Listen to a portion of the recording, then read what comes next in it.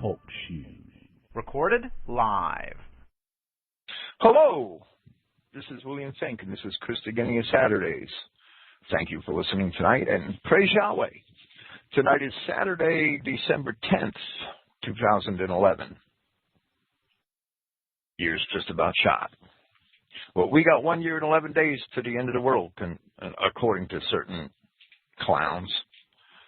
That's okay. I don't think it's going to happen. I think we'll still be here 2 years from now, if TalkShoe is still here. I would expect TalkShoe to go before the world does, right? No doubt. Okay, tonight I'm going to present my paper, Trojan, Roman, Judah.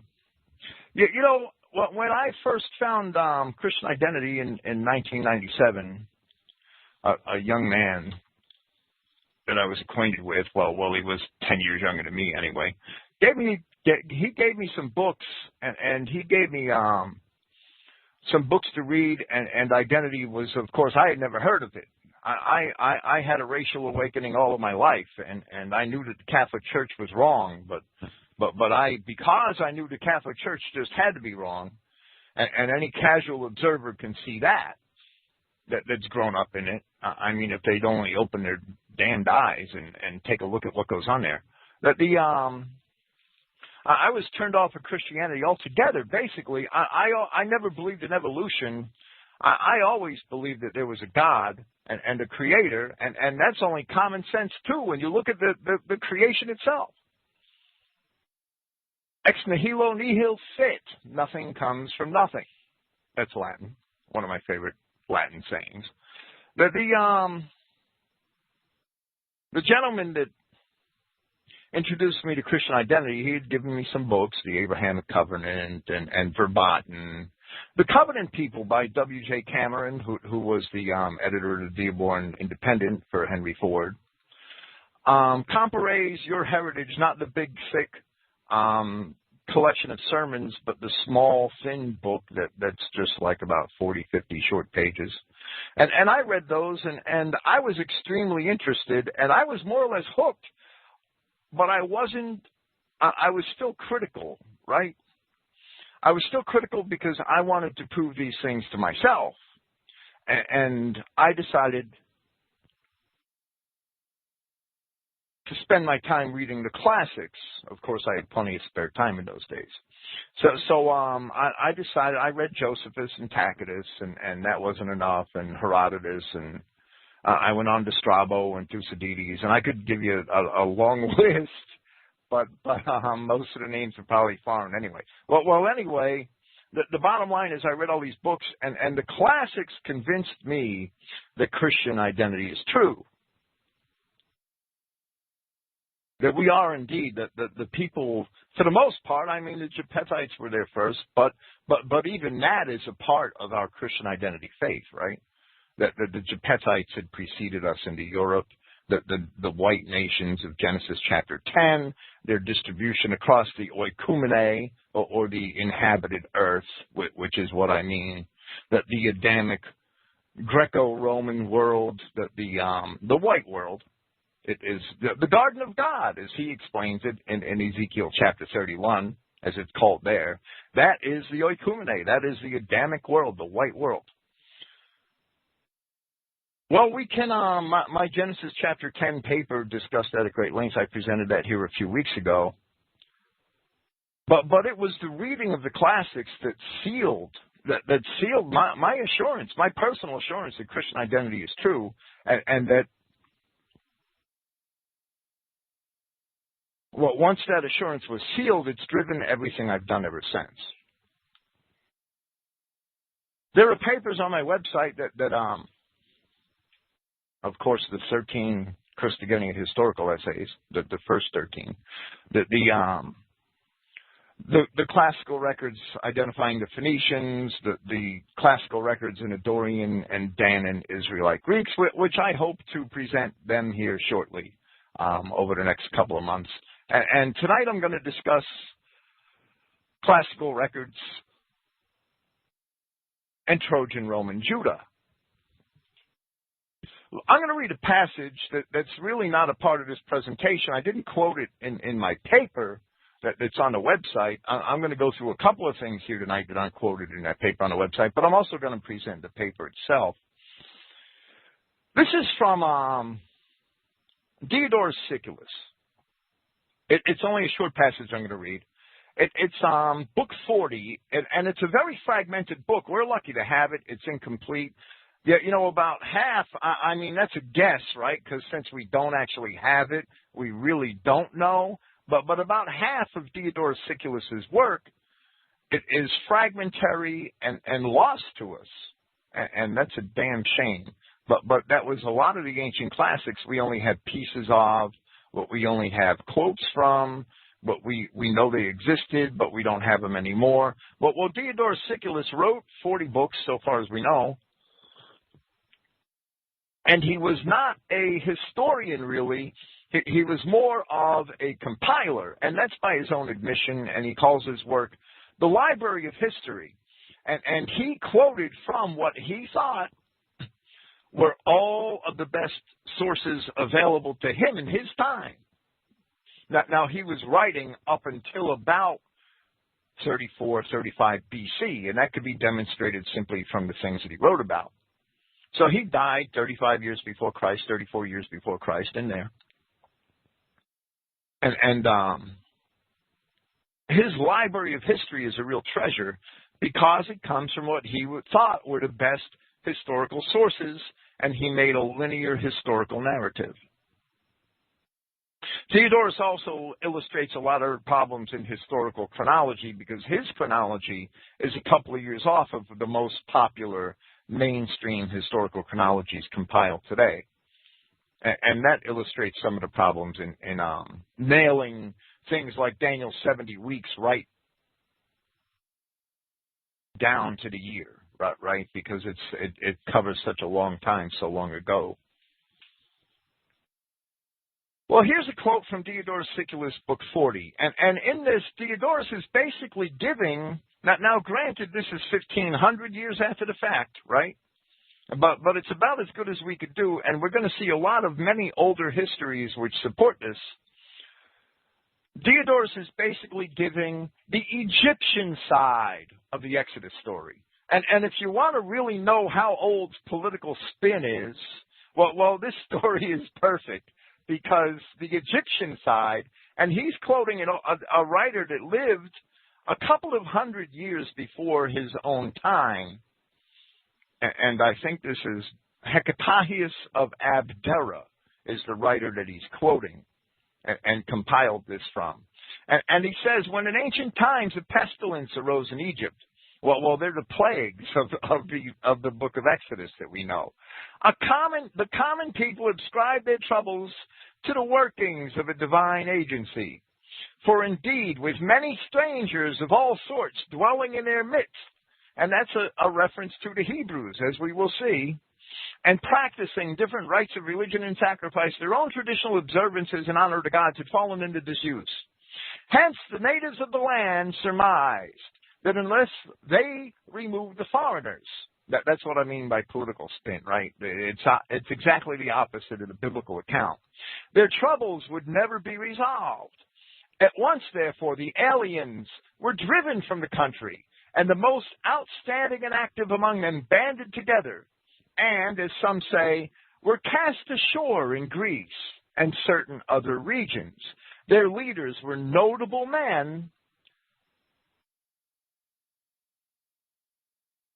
chief among them being Danos and Cadmus, and those two names are going to come up several times tonight. But the greater number were driven into what is now called Judea, which is not far distant from Egypt, and which was at that time utterly uninhabited. Of course, this is political spin. It's not really a reliable history, but we see the Exodus being told from the Egyptian perspective here, several hundred years before Christ. The colony was headed by a man called Moses, outstanding both for his wisdom and for his courage. On taking possession of the land, he founded, besides other cities, one that is now the most renowned of all, called Jerusalem. So we see that Moses is the leader of the aliens expelled from Egypt in this, and that's pretty funny because that is political spin. And the Egyptians, created a version of history that helps them save face because the Exodus account is not very flattering for Egypt, right? That the God of the Hebrews could be so much more powerful than the Pharaoh and the gods of Egypt. However, the important thing here is that Cadmus and Danos are connected to the Hebrews in Egypt. Danos everywhere in Greek, in Greek poetry and Greek histories, because these are quoted from the very beginning of Greek writing as historical figures. Even though, regardless of what they existed, what is important here is what the Greeks believed about their origins and their history, right? Danos was the leader of the Danaans who left Egypt and went to Greece. Cadmus, what was called a Phoenician, but here we see his origin is in Egypt. Why would he be called a Phoenician if his origin is in Egypt? Well, because he was certainly a Hebrew. Cadmus is the legendary founder of the city of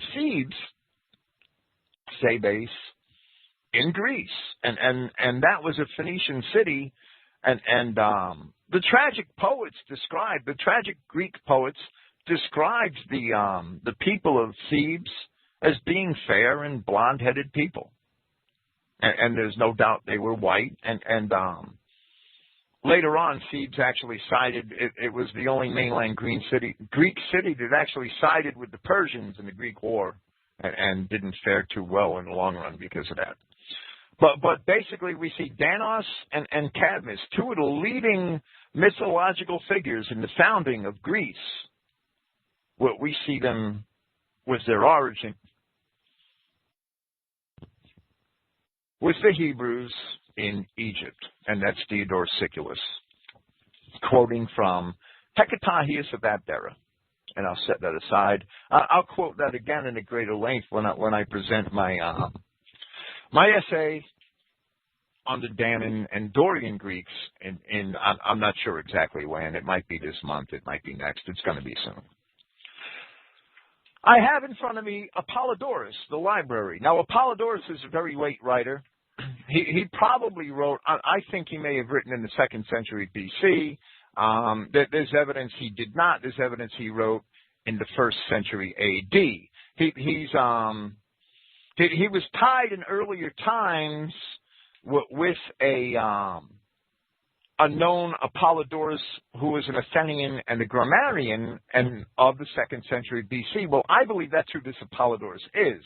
However, there are some references in Apollodorus' work to historical characters who lived in the very early 1st century AD. And for that reason, some scholars want to quote want to say that this was a different Apollodorus who lived around the time of Hadrian, the Roman emperor. And I don't look at it that way. I believe that this is Apollodorus, the Athenian of the 2nd century BC, but that some of those passages were added later.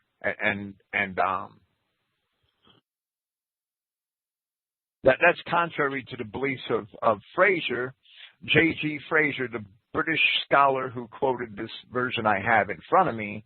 But that's okay. He was a very learned man. I just have a different opinion, and I've read Apollodorus at length also. Well, I'm going to quote a little bit from the introduction to Fraser. And this is important to understand. It's important to understand the context of our history and the sources that we get it from. And this is from Fraser's introduction to Apollodorus on page 17.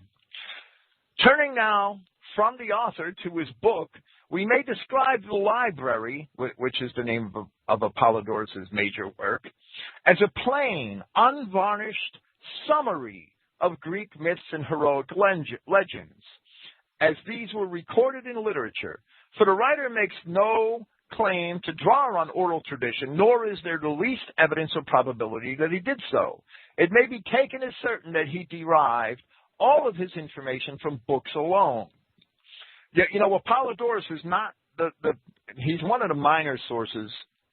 I don't think I quoted him in but a couple of papers, and generally I haven't relied on him at all.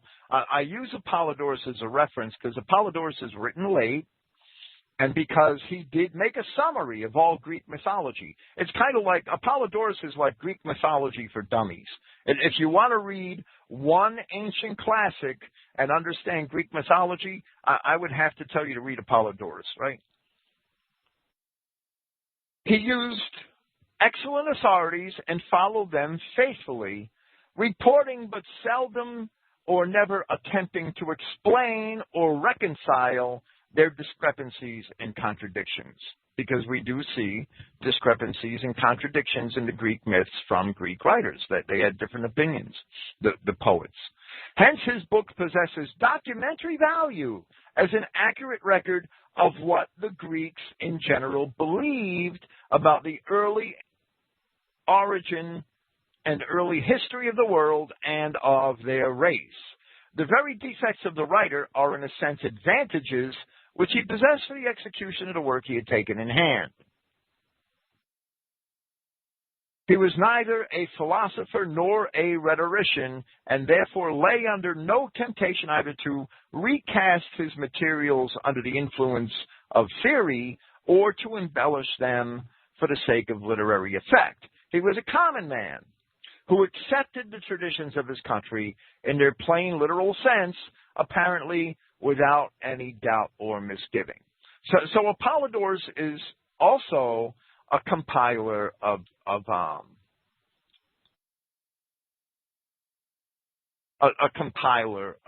histories and mythologies of the Greeks, and an honest one who simply summarized what he himself had read in many books, and that's how and he is a learned man, Fraser, and that's how Fraser characterized him. That was written in 1921, right, before the Jews really destroyed academia. They were working on it at that time. They weren't quite there yet. So I'm going to quote. I'm going to read a couple of chapters, and they're not too long, from the library, Book 3, written by Apollodorus. And I'm going to do this mostly to, I'm not even sure how much I'm going to read of it, but I'm going to do this mostly to show the context of the early, of the history and the dispersion of peoples as the earliest Greeks believed that they happened. And there's a lot of theories.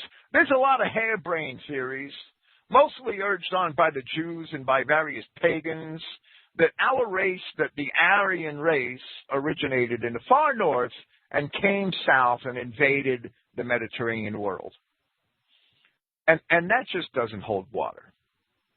If that held any water at all, if the pagans were right for 1 minute, then the Greeks got it all backwards and they were all retarded. Because all of the Greek accounts give the Greek peoples as coming from the east, from Egypt, from Mesopotamia, their traditions, their lifestyles, all show their origin to be the Levant and the lands of the Bible. None of their traditions really have them as coming from Northern Europe, from a cold climate, from the forests of Germany, from beyond the Danube. And in fact, the Greeks, all the earliest Greeks, when they spoke about the land beyond the Danube, Herodotus said it was uninhabited, and he said it was uninhabitable. Strabo said that the lands north of the Danube were uninhabitable because of the cold. Diodorus Siculus would agree. All of the Greek writers would agree.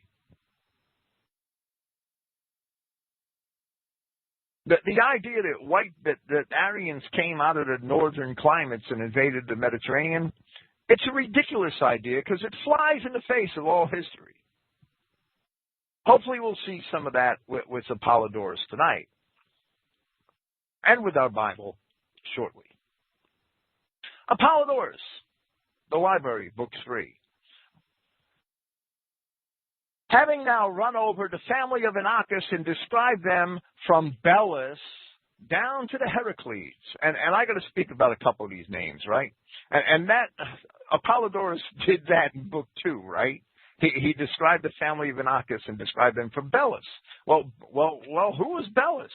Belus is Baal. It's that simple. Who were the Heracles?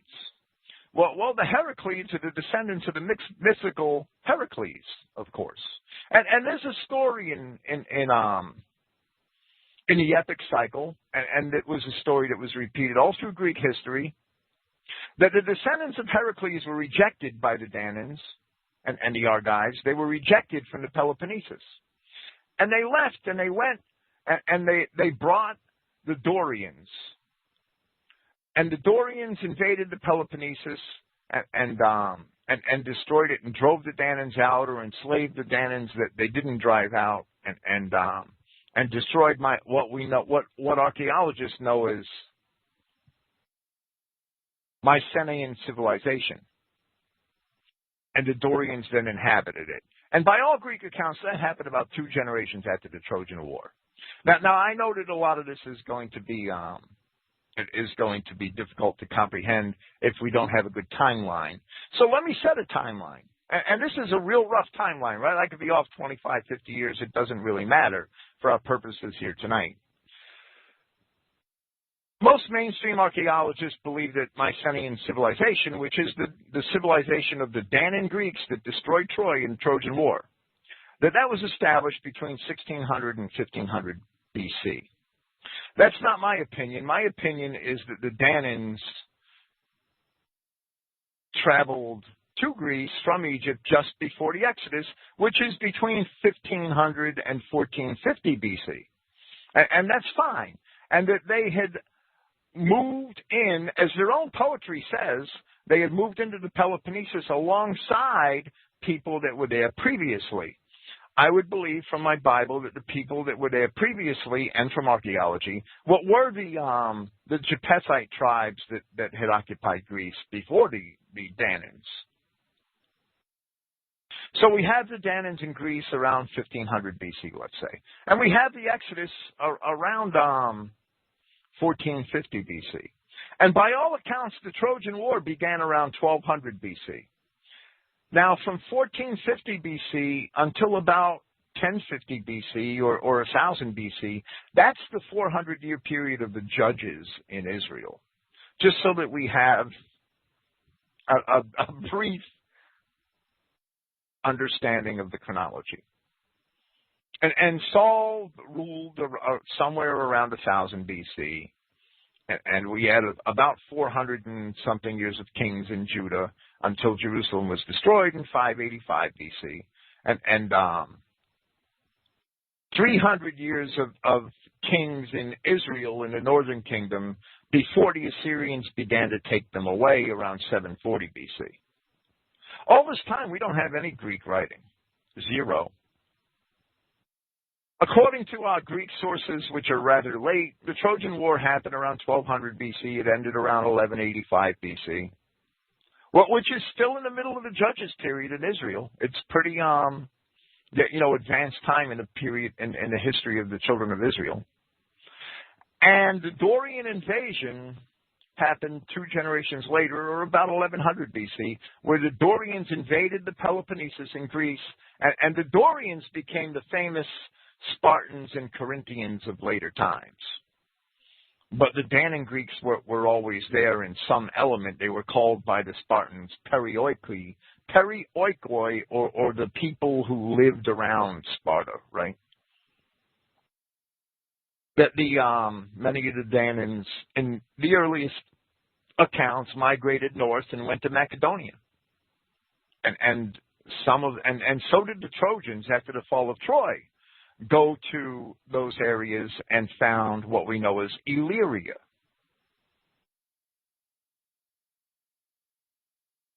Homer, when he writes his poetry, he mentions the Dorians, but they don't have an active role in the Trojan Wars.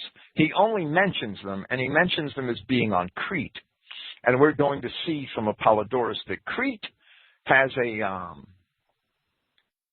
a major part in all of the settlement of Greece and the Troy and the surrounding areas. So that's just a quick timeline. I hope it's understandable to some degree. I'll mention dates as I proceed with this when I can. Having now run over the family of Inachus and described them from Belus or Bel down to the Heracles. Now Heracles was a mythical figure, and he supposedly was on the trip with Jason and the Argonauts. And that adventure, when it was written, supposedly took place a couple of generations before the Trojan War, maybe about 1250 BC. And the Greeks claim that the original Heracles, the hero, was there. I have some issue with Heracles being an actual person. If the descendants of Heracles was ejected from the Peloponnese by the Danaans after the Trojan War and came back with the Dorians, well, that word Heracles is a very interesting word, because the word for a merchant in Hebrew is rakal. A rakal is a merchant, and the article is ha, and ha rakal would be the merchant, and ha rakalim would be plural, and ha rakalim would be the merchants or the traders.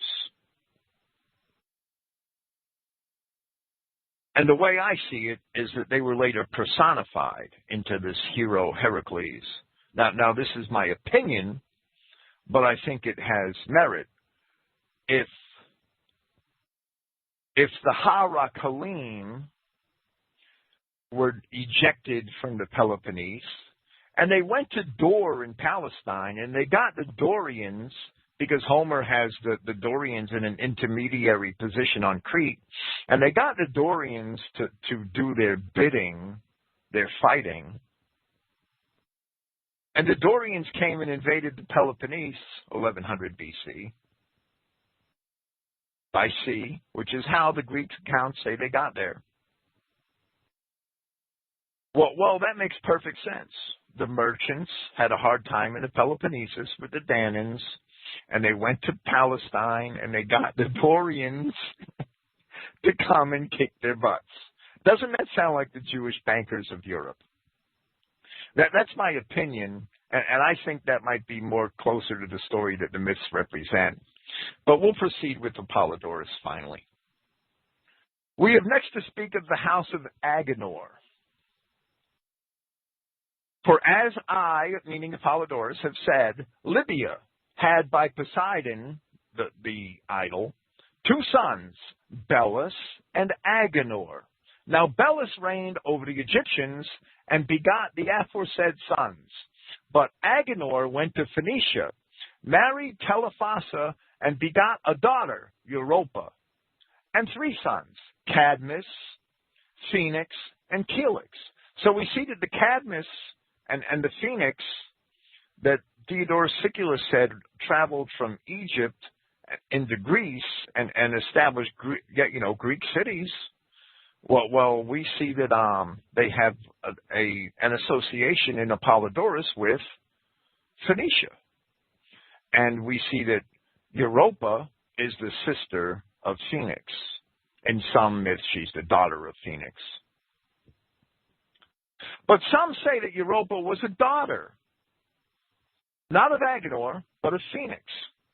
Zeus, meaning God, that's the Greek high god, right? Zeus loved her, and turning himself into a tame bull, he mounted her on his back and conveyed her through the sea to Crete. Now, in Crete, we see that there was a strong bull cult. And from the bull cult in Crete, where they worship the bull, we have the legends of the Minotaur. Well, if you go to Israelite history, when they were leaving Egypt, they made a golden calf. when they forsook the temple religion after King Solomon died, they returned to the worship of calves. And Jeroboam commanded that golden calves be set up in various cities of the northern tribes of Israel. And from then on, they were calf worshippers. They were bull worshippers. They were not Yahweh worshippers. They turned to paganism. That's right in Kings and Chronicles that happened.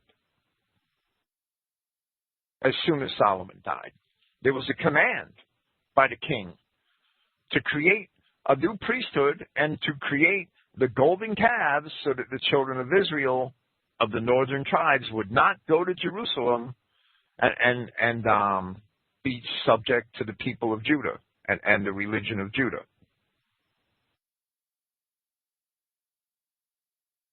We see that bull worship is very prevalent in these talks about ancient Minos and ancient Greece. Zeus loved her, and turning himself into a tame bull, he mounted her on his back and conveyed her through the sea to Crete. There Zeus bedded with her, and she bore Minos, Sarpedon, and Rhadamanthus. But according to Homer, Sarpedon was a son of Zeus by Laodamia, daughter of Bellerophon, where we see that name Bel again. On the disappearance of Europa, her father Agenor sent out his sons in search of her, telling them not to return until they had found Europa. With them, her mother, Telephassa-Sassus, the son of Poseidon, or according to Pherecydes of Celix, went forth in search of her. But when, after diligent search, they could not find Europa, they gave up the thought of returning home and took up their abode in diverse places. Phoenix settled in Phoenicia. Celix settled near Phoenicia. We'll see that. That's the eponymous ancestor and founder of Cilicia, which is north of Syria, right? And on the coast of modern-day Turkey.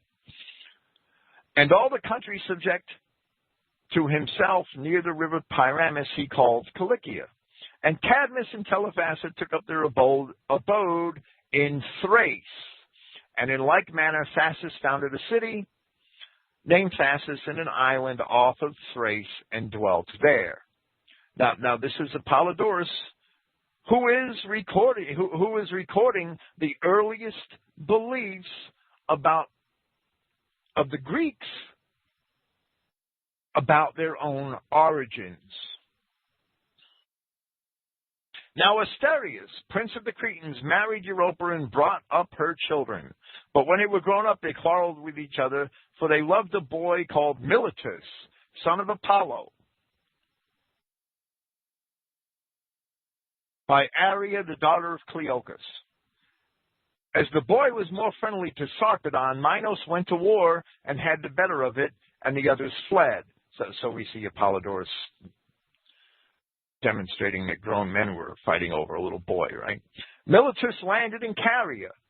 Caria is the name of the ancient district, which today is the southwesternmost corner of Turkey, just opposite Greece, right?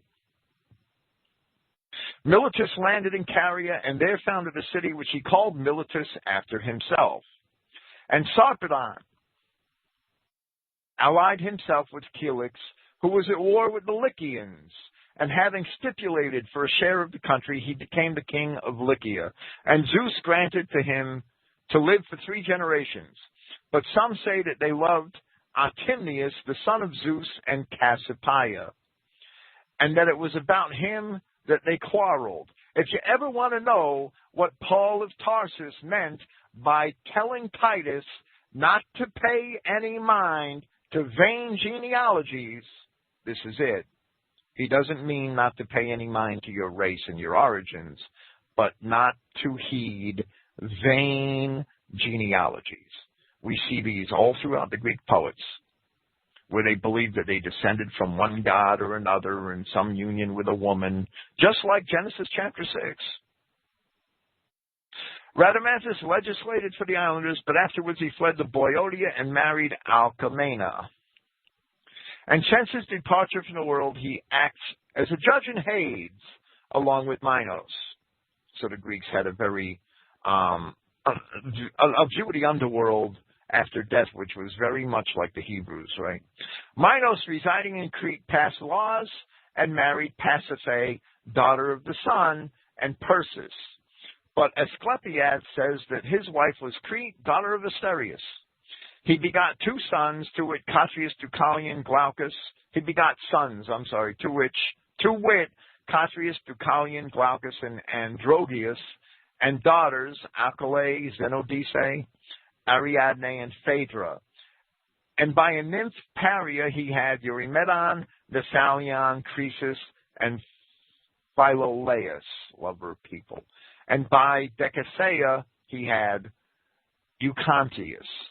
Asterius, dying childless, Minos wished to reign over Crete, but his claim was opposed.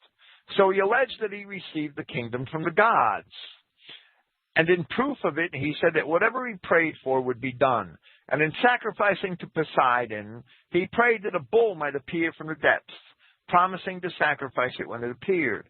Poseidon did send him up a fine bull, and Minos obtained the kingdom. And he sent the bull to the herds and sacrificed another. Being the first to obtain the dominion of the sea, he extended his rule over almost all the islands. But angry at him for not sacrificing the bull, Poseidon made the animal savage and contrived that Pasiphae should conceive a passion for it. In her love for the bull, she found an accomplice in Daedalus, an architect who had been banished from Athens for murder.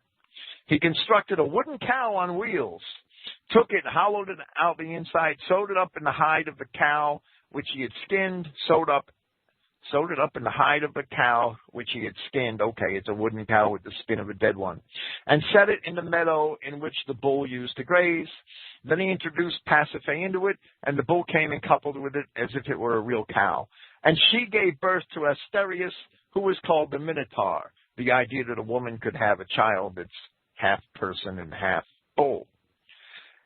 And he had the face of a bull, but the rest of him was human. And Minos, in compliance with certain oracles, shut him up and guarded him in a labyrinth. Now this is a famous story with Minos, right? Now, the labyrinth which Daedalus constructed was a chamber that with its tangled windings perplexed the outward way. The story of the Minotaur and Androgeus and Phaedra and Ariadne I will tell hereafter in my account of Theseus. What we see, and let me continue. I'm going to read one more paragraph. But Catreus, son of Minos, had three daughters, Clymene, and Apamosune, and a son, Alcamenes. When Catreus inquired of the oracle how his life should end, the god said that he would die by the hand of one of his children. Now Catreus hid the oracles, but Alcamenes heard of them, and fearing to be his father's murderer, he set out from Crete with his sister Apamosune and put in at a place in Rhodes, and having taken possession of it, he called it Cretinia. And having ascended the mountain called Atabirium, he beheld the islands round about. Now, Fraser has a note here, and he says that as to Atabirian Zeus and his sanctuary on Mount Atabirium, or Atabiris, the highest mountain in Rhodes, and he refers us to Pindar. And he says that Diodorus Siculus tells us that the sanctuary, crowning a lofty peak, was highly venerated down to his own time. And he goes on to explain that Atabirian Zeus would seem to have been worshipped in the form of a bull. And he shows that that word Atabirian is related to what he calls the Semitic word Tabor. And he relates it to the Hebrews. He said the worship of Atabirian Zeus may well have been of Phoenician origin, for we have seen that there was a Phoenician colony in Rhodes, and the name Atabirius is believed to be Semitic, equivalent to the Hebrew word Tabor. And we see the golden calves of Exodus. We see the golden calves of 1 Kings chapter 12, 2 Kings chapter 10, 2 Kings chapter 17, and they're also mentioned in 2 Chronicles chapters 11 and 15 and 13. And we see that this was the Israelite religion at this time.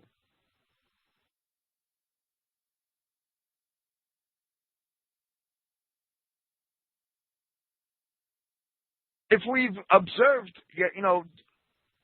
Apollodorus goes on to describe a whole lot of other things, and I'm going to quote most of them from references in my paper, from Strabo, from Diodorus Siculus, and they had probably much the same sources that Apollodorus had. But what we see in Apollodorus is we see how married the Greeks were to their beliefs of their kindredness to these people called the Phoenicians, that their relations to Minos, that their relations to the people that came from Egypt, the Danos, the Danans, and Cadmus, the Phoenician. And we see that the Greeks themselves believed that their origins were in the Levant and in Egypt. And that was my point in quoting Apollodorus at length, what was to show how well ingrained that was into the Greek mind. You won't find one Greek writing which says that they came from Northern Europe, from beyond the Danube, from Western Europe, or from any other place where all of these Jew-loving clowns that call themselves historians would imagine that they came from. And the problem is the Jewish problem. That's the problem. The Jews, by asserting a false identity for themselves as the Israelites and Hebrews of Scripture, have polluted all academia. And anybody who makes the suggestion that the Greeks came from the Israelites or from the Hebrews of Egypt is basically is basically labeled a nut job and branded in academia, even when they're Jews. And there have been Jewish scholars that have made that admission, because it's impossible to deny. Of course, those same Jewish scholars will twist the truth about other things and still try to maintain the false Jewish identity of themselves. But the Greeks, the Greek writings clearly show that they had an origin in the East and with the Hebrews of Egypt. In our Bible, at 1 Kings 4:31, the wisdom of Solomon was said to exceed that of several other men, where it says, "For he was wiser than all men, than Ethan the Ezrahite," and that can be shown to have been in Hebrew Ethan the Zerahite, not Ezrahite.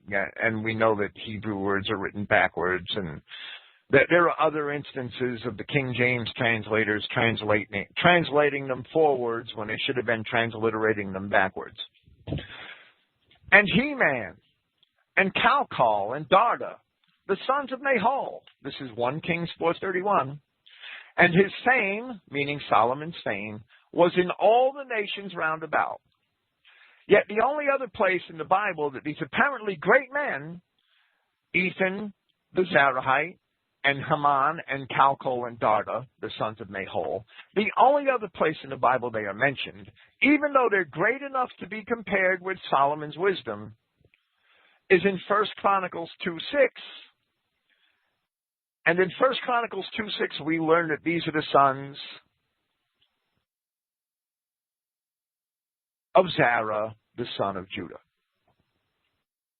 While there are some differences in the names as they appear in Chronicles and in the Septuagint, the differences aren't really major. And Josephus, whose Hebrew texts were admittedly both much closer to the Septuagint and much more reliable than the Masoretic text is, Josephus, in his Antiquities of the Judeans, in Book 8, 843, speaking of Solomon, says, he's basically repeating what we've just read in 1 Kings 4:31.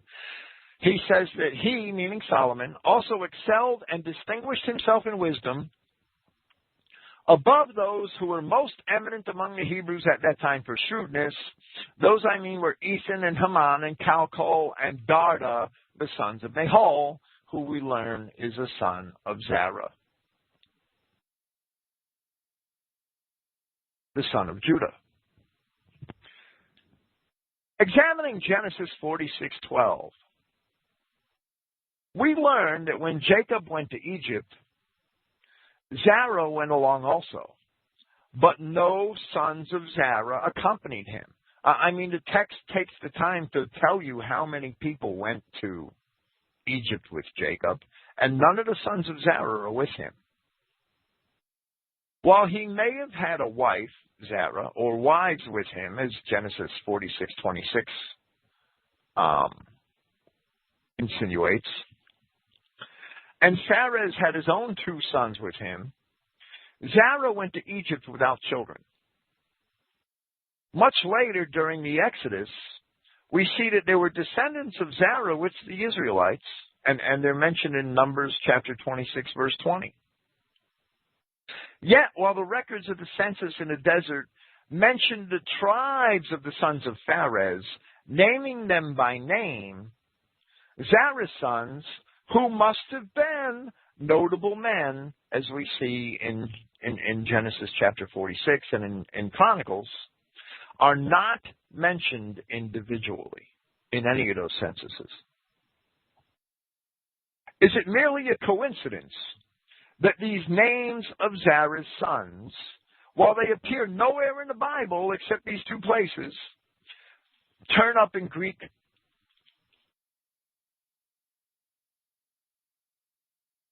classical records? Can that be a coincidence?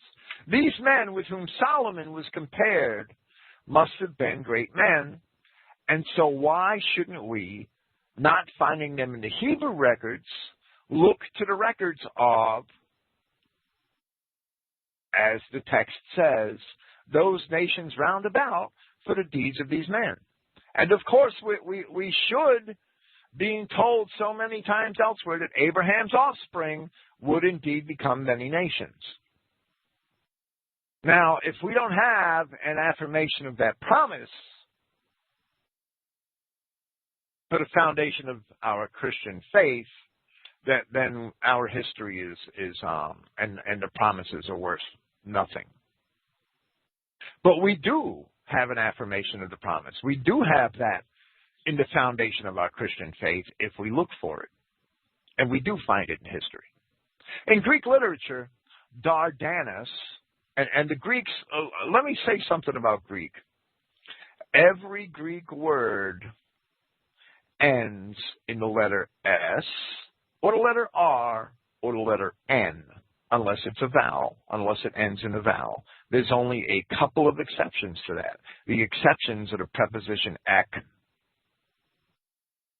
meaning from, and the numeral hex, meaning 6. They are the only exceptions that I know. Every other, so the Greeks put endings on words. And we see that Yesu or Yahshua is actually Jesus in Greek.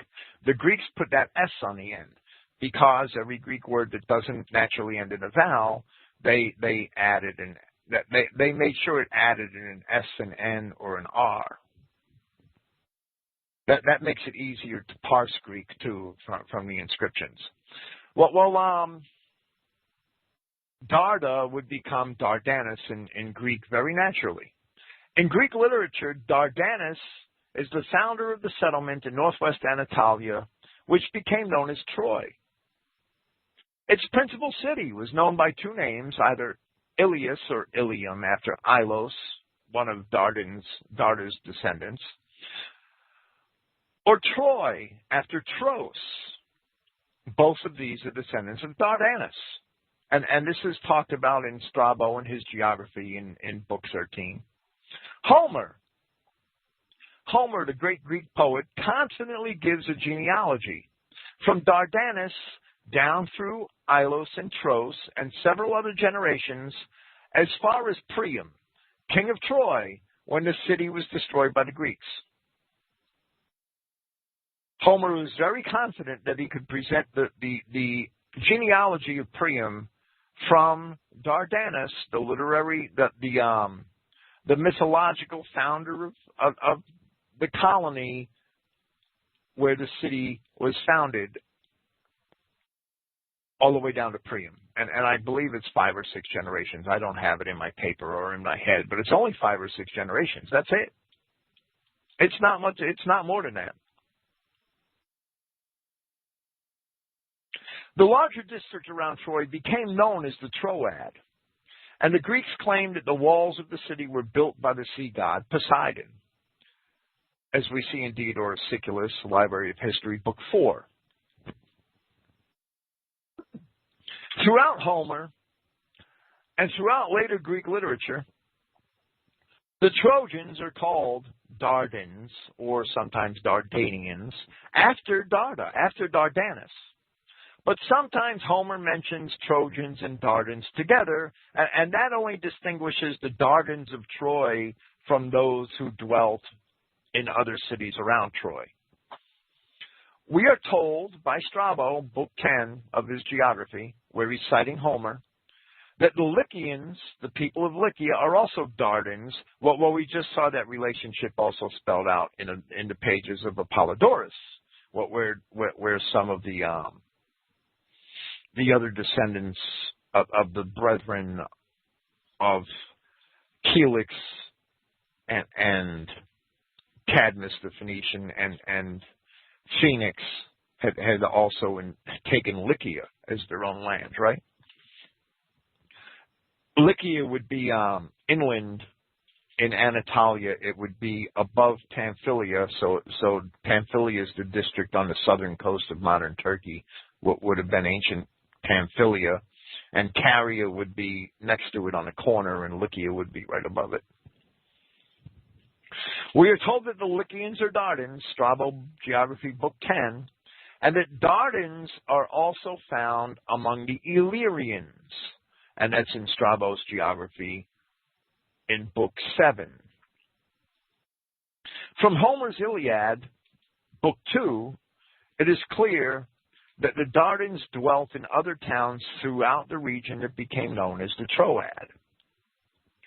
Both Herodotus in his 7th book and Strabo, who quotes him, tell us that Pamphylia, the district on the southern coast of Anatolia, was a colony founded by Calchas, who was a Trojan. Calchas was also considered to be a wise man and a prophet by the Greeks. And that's in Strabo in Book 14 of this geography.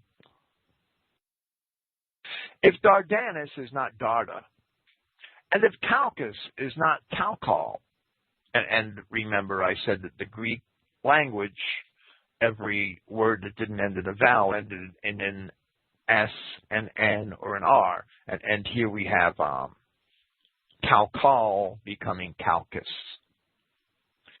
If Dardanus is not Darda and Calchas is not Calcol, then why does the Bible mention these men by these names as if they were men of renown without telling us who they were? And where, except that they were children of Zara, sons of Zara, the son of Judah. And where did Dardanus, the Trojan, come from when he founded the colony which became Troy?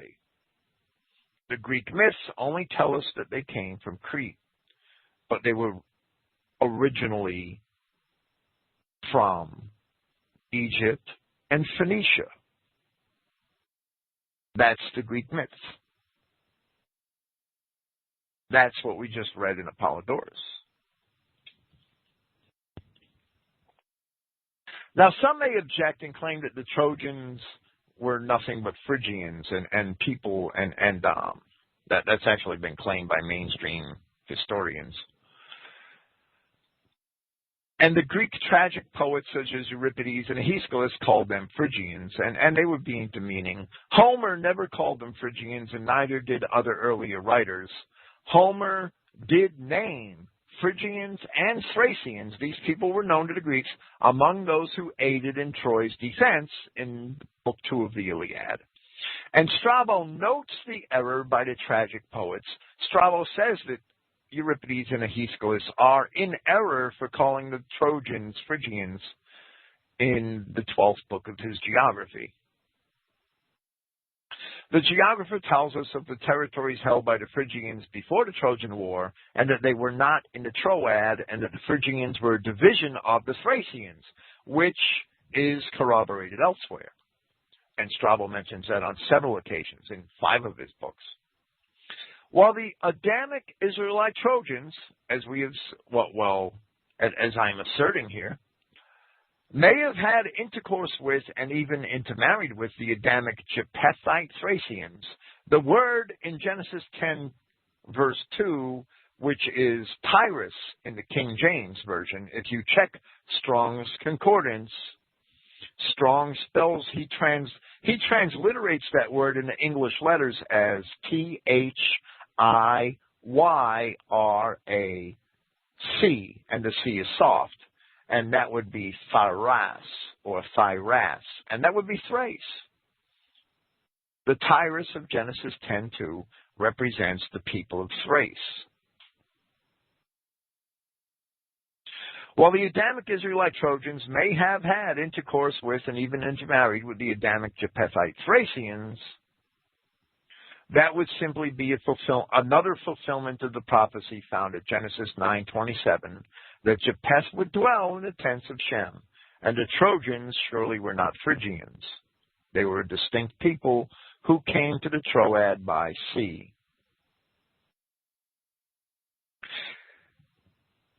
Here it is necessary to discuss some of the other nations of the Eastern Mediterranean, starting with the Cretan or Minoan civilization, which we just saw. There is a clear connection between Crete and the Troad when place names are compared.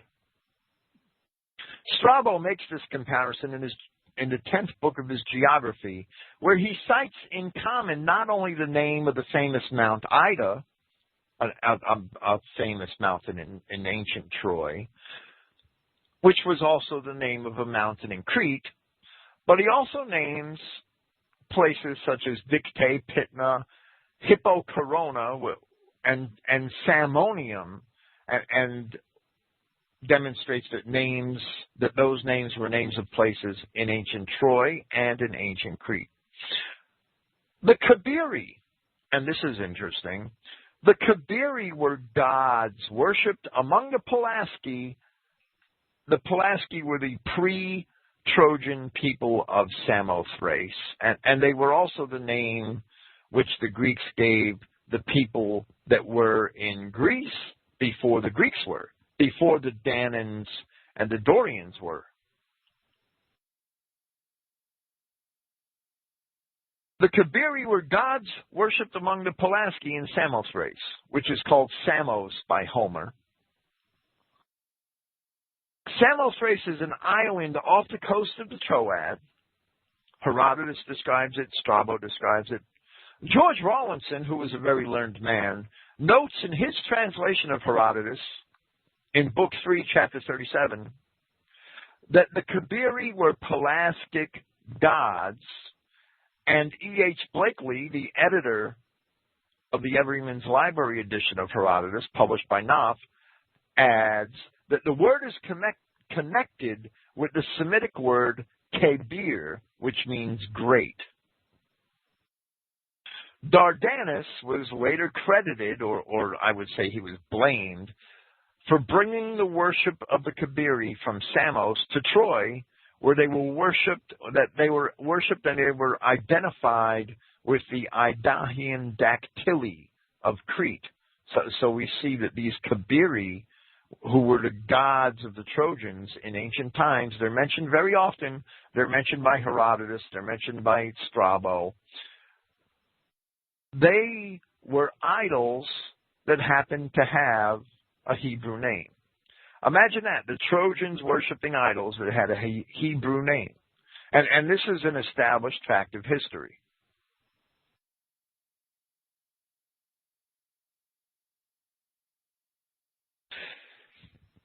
In his History of the Peloponnesian War, the great Athenian general Thucydides, writing of the earliest times, states that by the Carians and the Phoenicians were the greatest part of the islands inhabited, meaning the Greek islands. Herodotus says that the Carians were originally called Leleges and dwelt in the islands, from which they were later driven by Ionians and Dorians to settle on the mainland. Although varying accounts are also supplied by the historian, in Book 1, paragraph 171, Herodotus also states that the Carians are related to the Lydians. Now, we see the Lydians are the Shemitic Lud, mentioned in Genesis chapter 10, verse 22, and in Isaiah chapter 66, verse 19. While Strabo says that the Lycians are Dardans, Herodotus says that they too came from Crete, a colony led by Sarpedon, the brother of Minos, but claims that they were named after an Athenian. Yet Strabo gives a differing account of Sarpedon, and I'll get to that very shortly. While Strabo connects the Cilicians to both the Trojans and to Syria, and also to cities in Pamphylia, which he calls Trojan Cilicians, Herodotus says of the Cilicians that they bore anciently the name of Hupakahians. That's the word Akahian with a prefix, which means sub or below, but took their present title from Celix, the son of Agenor, a Phoenician. Rawlinson adds a footnote here where he says, in his translation of Herodotus, that the Cilicians were undoubtedly a kindred race to the Phoenicians. It must be noted that Homer called the Danaans, in all of his writing, he called the Danaans Akahians. And here we see that the original name of the Cilicians was called Hupakahians in early times. Cadmus, the Phoenician, legendary founder of the city of Thebes in Greece, was also called the son of Agenor, and was said to be the brother-in-law of Dardanus, the Trojan. Cadmus, the Phoenician, in the Greek legends was said to have married the city of Dardanus, the Trojan. Diodorus Siculus, Book 5.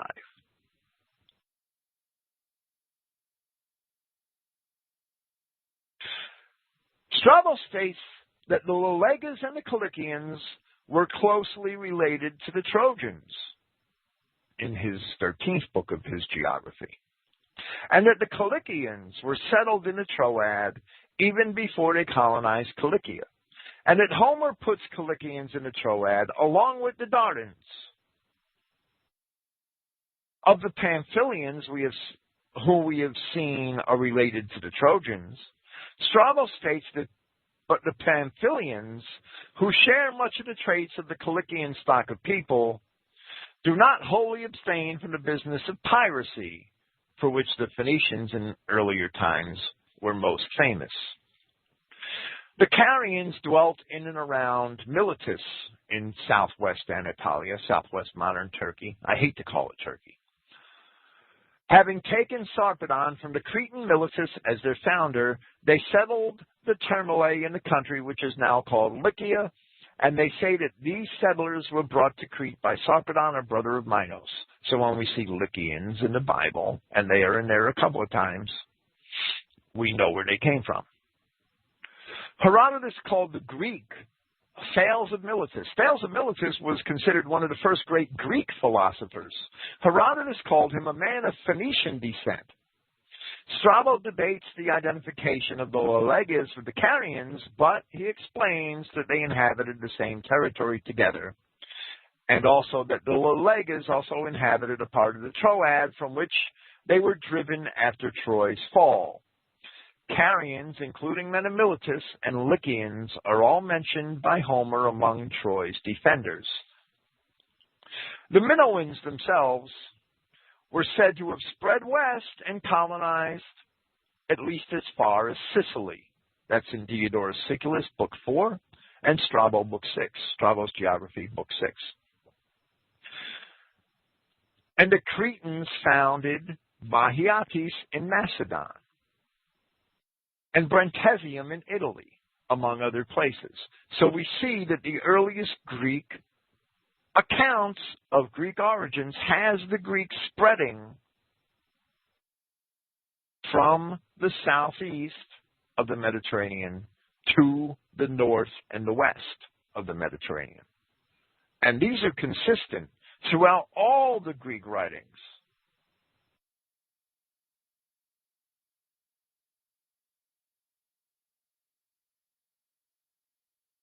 Strabo says that in earlier times Knossos was called Kaeratis, bearing the same name as the river which flows past it. Well, let me say that that word Caer, or Car, C-A-E-R, I'll pronounce that Caer, right? Or Car, is from a Hebrew word which means city. The word Carthage is an anglicized form of the Roman name for a city whose name was Kar Hadesh, and that means in Hebrew, new city.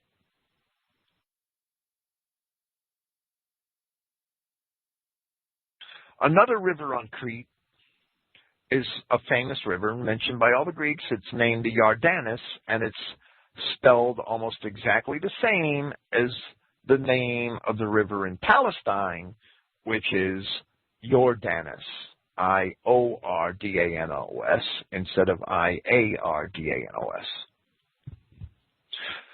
So in the earliest accounts, we find, while those accounts contain some variations, that the Trojans, the Lelegas, the Carians, the Cilicians, and the Phoenicians are all related, and also all have some connection to ancient Crete, a land which was famous for its bull worship cult, just as we see in Exodus chapter 32, 1 Kings chapter 12, 2 Kings chapter 10, and as we've seen in Apollodorus' library. Much later, during the Trojan Wars, Homer places the Dorians on Crete. They are mentioned specifically in Odyssey, Book 19. Homer, Strabo had all the respect in the world for Homer. Homer probably wrote about 600 BC. And he was writing of events perhaps 600 years before his own time. And Homer is called ex arches by Strabo. Homer is called from the beginning by Strabo. Strabo esteemed Homer to be the earliest of the Greek writers. Now there were some lyric poets who wrote at or perhaps just before the time of Homer, but they didn't really write the historical epic poetry that Homer did. And Homer was esteemed by all of the later Greek writers for his description of the world that the Greeks perceived 600 years before they started writing. And it's very consistent.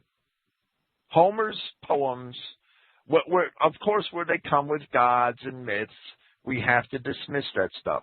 But when he's talking about people, we have to pay attention because he is found to be very accurate. He's made a few mistakes, but generally he's found to be very accurate. He imagined the Cimmerians had come from the north, and that's his real big. That's really the only big mistake I find in Homer, and he couldn't have had the information that we have from Assyrian inscriptions now that the Cimmerians came from Mesopotamia. And we can correct Homer now. Homer would be correct if the Cimmerians indeed traveled around the Black Sea. I've read archaeological papers that indicate that the Cimmerians left Mesopotamia and crossed Anatolia and destroyed Phrygia. and then crossed into Europe. That's what the archaeologists, that's the preponderance of the archaeological material. So we see that the Trojans, Lelegas, Carians, and Cilicians, and Phoenicians are all related, and they all had a common origin, and they were all connected to ancient Crete. They were also connected to some degree to ancient Cyprus, which was once the subject of which was once an island which was subject to the Phoenicians of Tyre.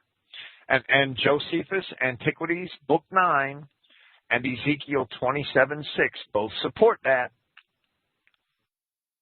Cyprus and Crete, I would say, were mere stopping points or staging areas where in early times the tribes of Palestine settled before they moved on into Anatolia and Greece and points further west. Once it is realized that the ancient Phoenicians were indeed the northern tribes of Israel, which the Bible, and especially the Septuagint version, fully reveals, and I presented that paper on TalkShoe a couple of years ago, and I may present it again yet,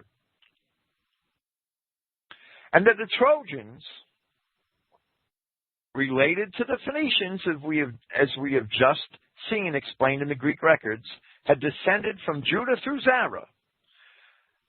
With that understanding, that these Carians and Lelegas and Phoenicians, who all settled in Anatolia and the Greek islands and even parts of mainland Greece, that they were ruled over by Trojans. And we're going to see that in the next paragraph, I believe. The Bible and the prophecy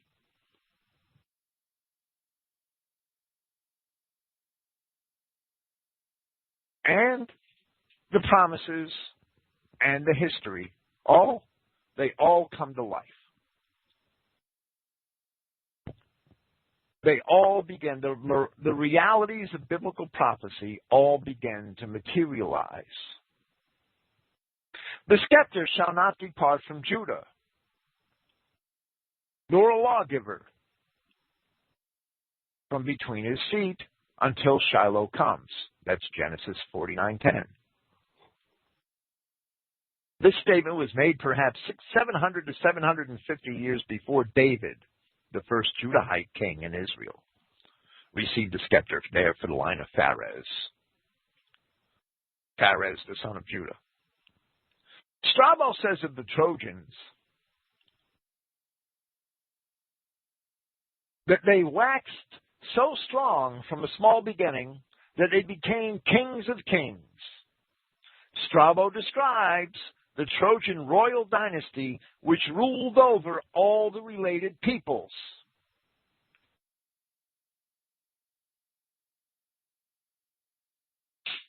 He describes them ruling over the Carians, the Lycians, the Mysians, the Lelegas, and the Cilicians, all descendants of the Phoenicians. Even in the defeat of Troy, after Troy was destroyed, the Trojans were still considered a noble race, and Trojan princes were considered true royalty. So it is evident that the Zara line of Judah had kings much earlier than the Pharez line, ruling over the dispersed of the children of Israel, and that those kings ruled over many of the Phoenicians who spread themselves around the Mediterranean coasts. Virgil's Aeneid tells a story of how the Trojan prince Aeneas, after Troy's fall, led a large colony of Trojans to what is now Italy, founding a settlement called Alba Longa. These people later became known by the name of that settlement's most famous city, Rome. While Virgil's poem contains an anachronistic subplot, a romance between Aeneas and Dido of Carthage, who actually lived over 300 years after Troy's fall, and we can see that in the ancient chronicles of Tyre, which are quoted in Josephus's Against Appian, and how I would love to have those chronicles of Tyre now. Virgil ended his artificial romance, his contrived romance, in enmity, and he probably contrived it for political reasons, justifying the Punic Wars. But the general story of Aeneas's migration was well accepted in antiquity. All of the Greek historians mentioned the migration of the Trojan Aeneas and the settlement, a colony of Trojans into Italy to found the land that eventually produced Rome.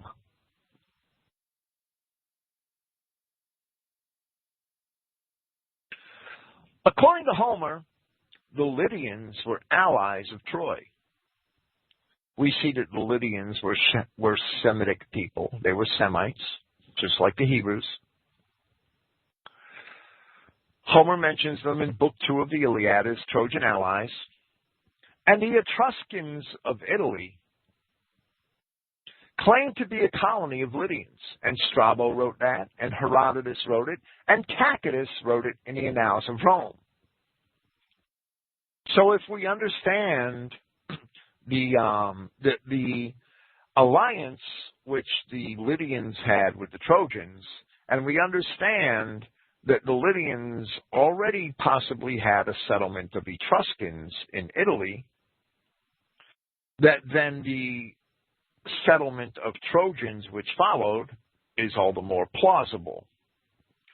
Alba Longa, that colony said to be founded by Aeneas, was immediately below the region known as Tuscany in Italy, and Tuscany is the ancient land of the Etruscans, who, by all accounts, came from Lydia.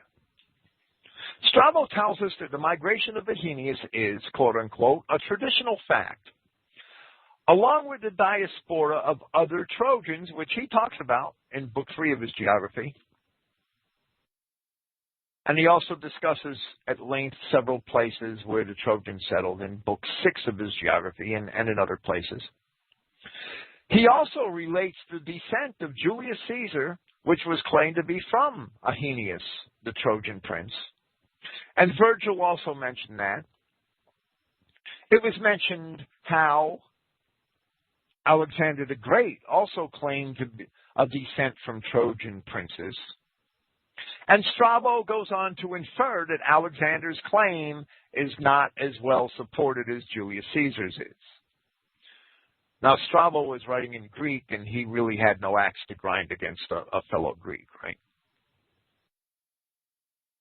Although much of Diodorus Siculus's Book 7, the original, is lost, Chapter 5 was preserved in Eusebius's Chronicle, at least Chapter 5 as it's numbered by Harvard's Loeb Library. In that chapter, where Eusebius quotes, he repeated Diodorus's account of the Trojan migration and the settlement in Italy under Aeneas and the descent of the family of Julius Caesar from that Trojan prince. Eusebius certainly accepted the account by Diodorus, who says he gathered in summary from all libraries into one and the same clearinghouse of knowledge. That's how Diodorus Siculus was described even in ancient times. The Romans legitimized their rule over the oikoumene, over the known world, by their claim of being descended from the noble Trojans. And those claims were even recognized in the Middle Ages. In medieval times, the Trojan princes were considered to be legitimate, rightful rulers, and noblemen sought to connect themselves to the houses of those princes in order to legitimize their own positions. So, for instance, in the reign of the Merovingian kings, Frankish pride in their own achievement bore fruit in Dagobert's reign in the emergence of the tradition that the Franks were descended from the Trojan royal family, and thus were equal to the Romans. I'm quoting the Oxford History of Medieval Europe. Yet while Roman claims had the full support of history, The Frankish claims did not. They certainly did not. They were really stretching it there. More credible are the claims concerning the kings of the Britons. And Virgil relates that they too were a colony from the Trojans of Italy. This is an old tradition, though the Greek historians do not state that. But the Greek historians do not really know the Britons like the Romans did.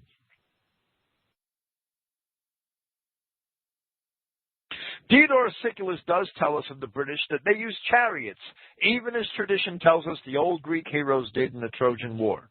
The Britons evidently had a lot of accoutrements and a lot of traditions that they did bring from their eastern origins, because they were originally, by all ancient accounts, descended from Phoenicians and from Trojans, as well as from the later Cimmerians who crossed over after 400 AD into Britain, the Cymri. Strabo agrees that for the purposes of war, they used chariots for the most part, just as some of the Celti do. This was learned when Caesar invaded Britain, and that's the event which both Diodorus and Strabo are referring to. Many ignorant skeptics claim that Troy did not exist at all, pointing to the want of remains found at Hisarlik, which is believed to be the likely ancient site of ancient Troy, Hisarlik, in modern-day Turkey, northwestern Turkey. It was discovered by Heinrich Schliemann in the 1800s, who wasn't even really an archaeologist. Yet scholars, too, the skeptics that claim that Troy did not exist because not enough archaeological evidence was found of its existence, they ignore the classical writers. Euripides was a 5th century BC tragic poet. He wrote around 480, 450 BC in there. In Euripides' play Helen, which portrays events in the aftermath of the Trojan War, the following dialogue takes place between the title character and the Greek hero Teucer. Teucer says, Helen says, did you really go to the renowned city of Ilium, stranger? And Teucer says, yes, I helped sack it, but came to grief myself. Helen says, what, has it already been destroyed by fire? And Teucer says, yes, you cannot even see for sure the footprint of its walls. That's in Euripides' play Helen, lines 105 through 108. The grief which Teucer refers to is the loss of his brother Ajax in the Trojan War. Strabo calls the Troad, quote unquote, left in ruins and in desolation, even in his own time. And Strabo says of Troy that no trace of the ancient city survives, and naturally so, for while the cities all around it were sacked, but not completely destroyed, yet that city, meaning Troy, was so utterly demolished that all the stones were taken from it to rebuild the others. That's in Strabo's Geography, Book 13. Strabo later quotes Lycurgus of Athens, a 4th century BC orator, who said of Troy that it was razed to the ground by the Greeks and is uninhabited. Now, why do modern scholars complain that so little has been found at Troy when we have a clear indication by the classical writers that there should be nothing left to find? The destruction of Troy was so real to the Greeks that writers such as Thucydides and Diodorus Siculus dated the events of their histories in terms of the number of years from the fall of Troy. And that would therefore evidently be around 1184 BC on our calendars.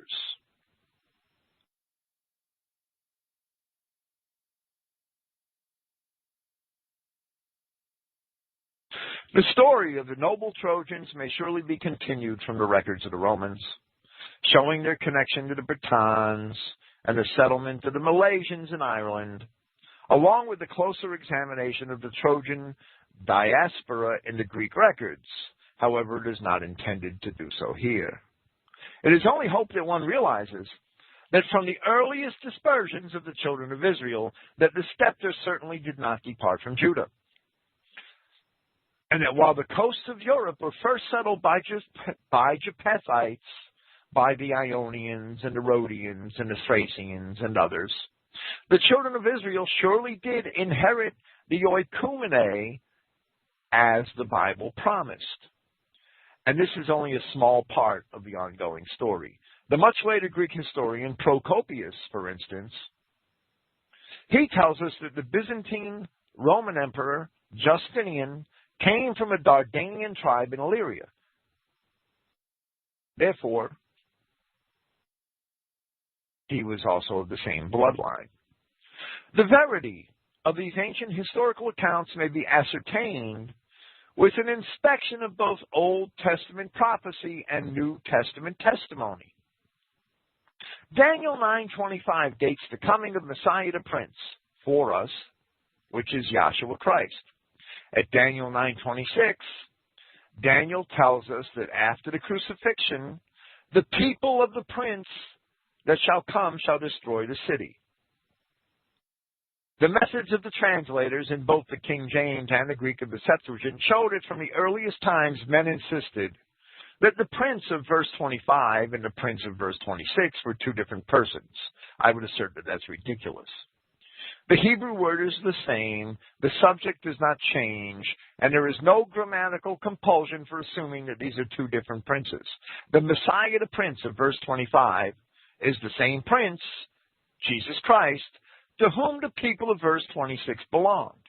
The Romans were of the same tribe of Judah. The Romans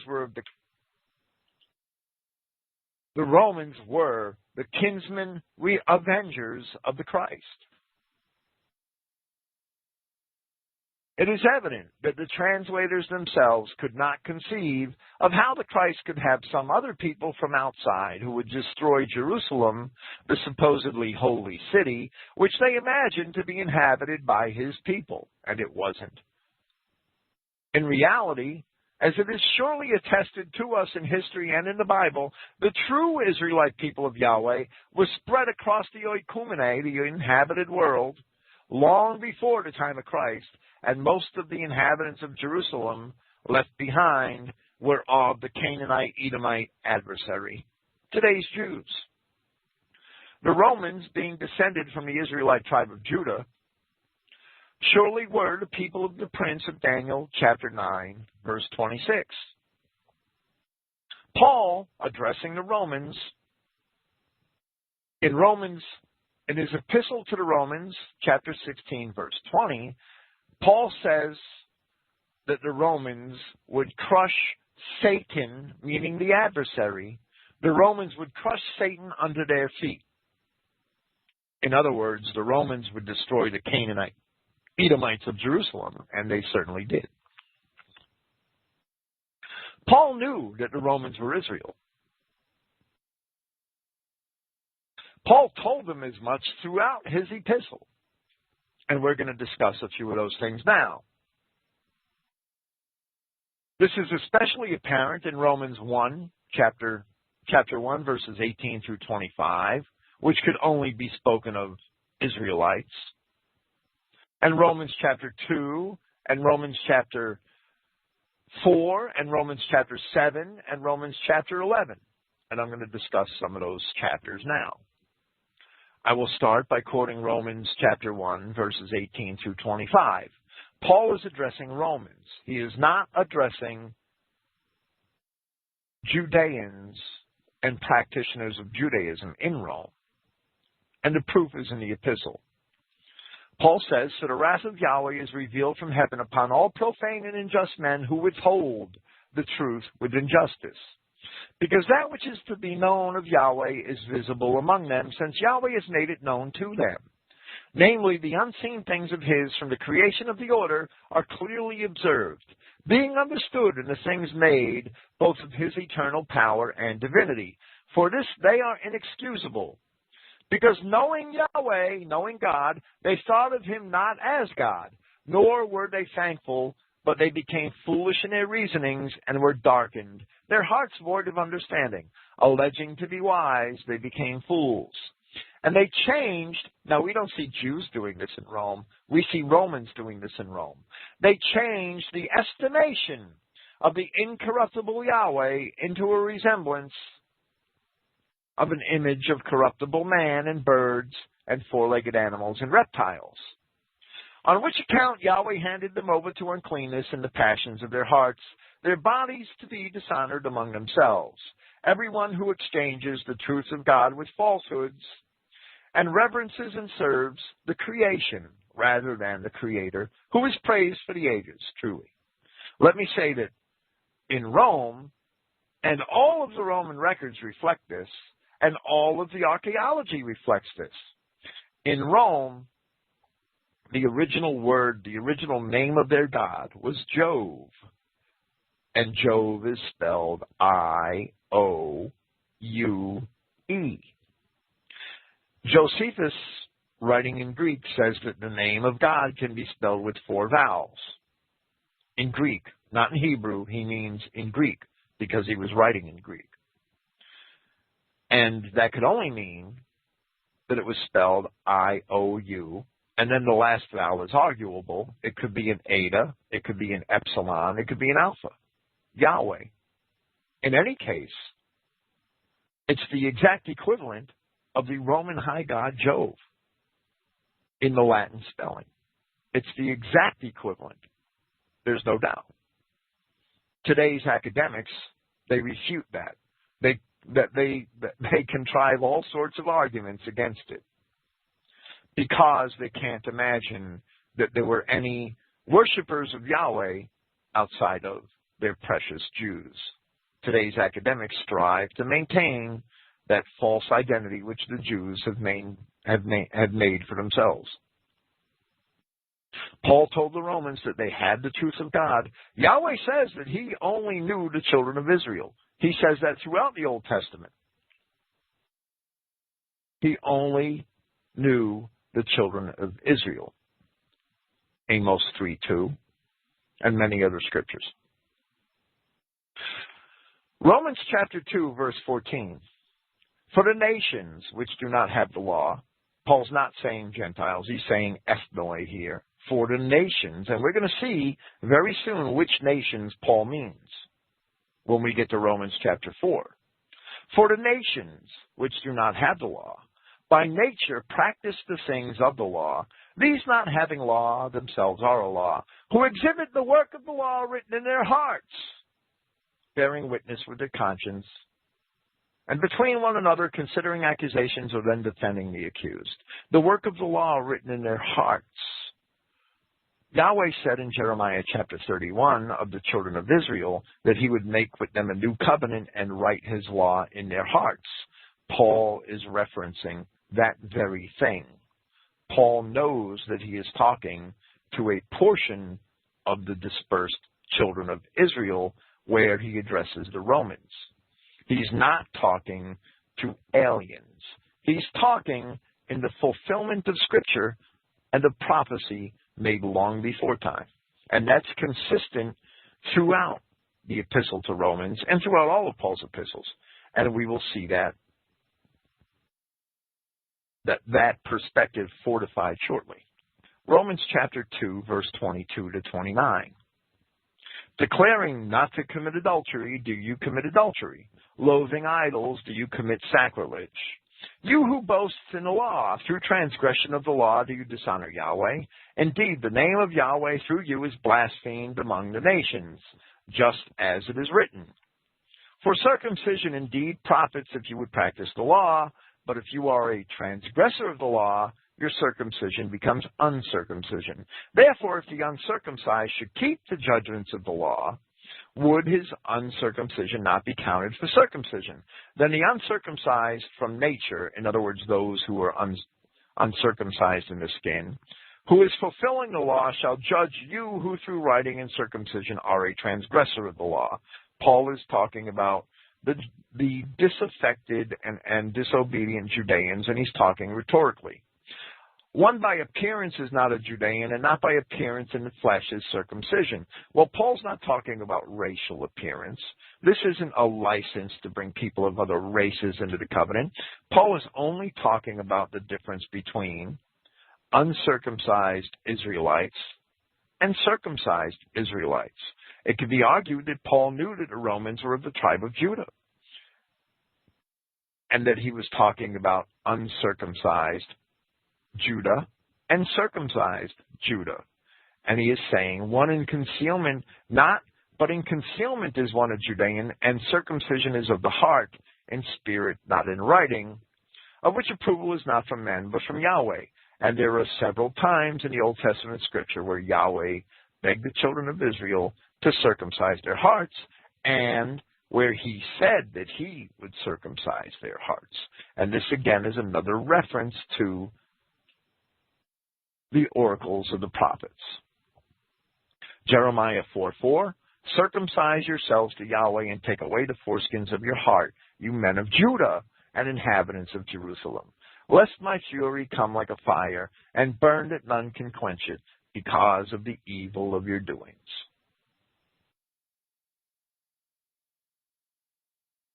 Romans chapter 4. I'm going to read all of Romans chapter 4. Because in Romans chapter 4, Paul tells us who those nations are that he addresses throughout his epistles. He also defines what the faith of Abraham is. By Paul identifying the nations, he asserts that he knew where those nations that were promised Abraham, that would be sprung from his loins, Paul knew where they were. That's the whole gist of all of Paul's epistles. Romans chapter 4. Now, what may we say that our forefather, I understand that the King James Version has father, but the Greek has forefather. Now, what may we say that our forefather Abraham is found concerning the flesh? For if Abraham from the rituals has been deemed worthy, he has reason to boast, but not towards God. Indeed, what did the writing say? That Abraham trusted Yahweh, and it was accounted to him for righteousness. Now to he who performs rituals, his reward is not considered in accordance with favor, but in accordance with debt. But to he not performing, but who rather is trusting on he who must judge the impious, his faith is accounted for righteousness, just as David also declares the blessing of the man to whom Yahweh accounts righteousness apart from rituals or works. Blessed are they who are released from lawlessness, whose errors are covered. Blessed is the man to whom Yahweh will not account sin.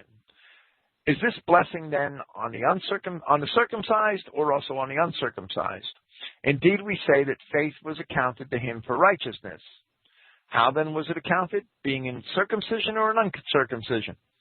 Not in circumcision, but in uncircumcision. And he received a sign of circumcision, a seal of the righteousness of the faith he had in uncircumcision, in regard to his being the father of all those who are believing in a state of uncircumcision, and we will see that in a second. In regard to his being the father of all those who are believing, who are of the faith, in a state of uncircumcision, for them also to be accounted that righteousness. And father of circumcision to those not from circumcision only, but those who walk in the footsteps of the faith our father Abraham had in uncircumcision. There's nobody here that can't already count Abraham as a father who can possibly be included. Indeed, not through the law is the promise to Abraham or to his offspring that he is to be the heir of society, but through righteousness of faith. For if they from of the law are heirs, in other words, those who obey God, those of other races who obey God, Paul is discounting them here. They cannot be heirs. Those of other races who claim to follow laws and follow the Bible and obey God cannot be heirs. That's what Paul's saying here. For if they from of the law are heirs, the faith has been voided and the promise annulled. For the law results in wrath, so where there is no law, neither is there transgression.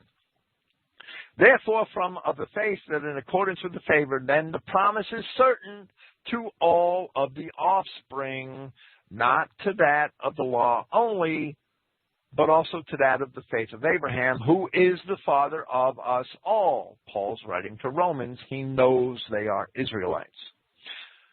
Just as it is written that a father of many nations I have made you, before Yahweh whom he trusted, who raises the dead to life and calls things not existing as existing. In other words, God didn't take just a bunch of nations and say, okay, Abraham, you're their father. If you go back and read the Genesis accounts, it was very important that Abraham's heir come from his loins. He tried to make Eleazar, his servant, the heir of his household, and God said, no, your heir will come from your loins.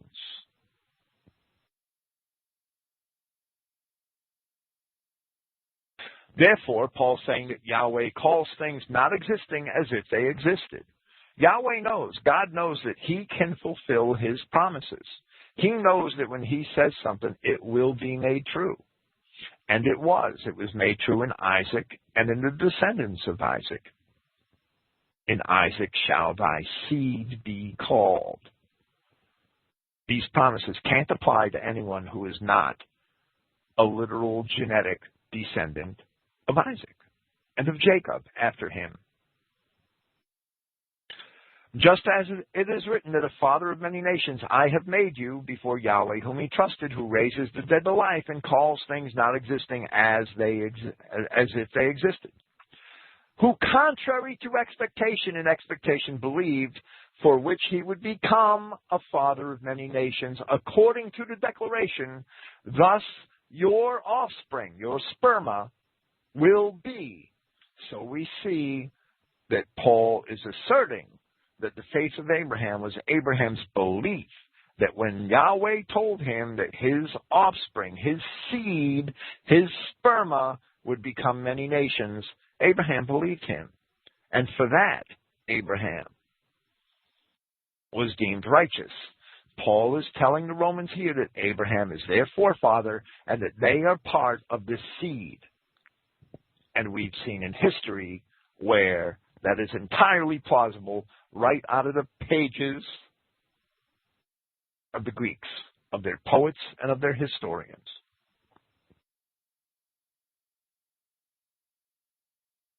And he, not being weak in the faith, nor having considered his own body, by this time being dead, being about 100 years old, and the deadness of the womb of Sarah,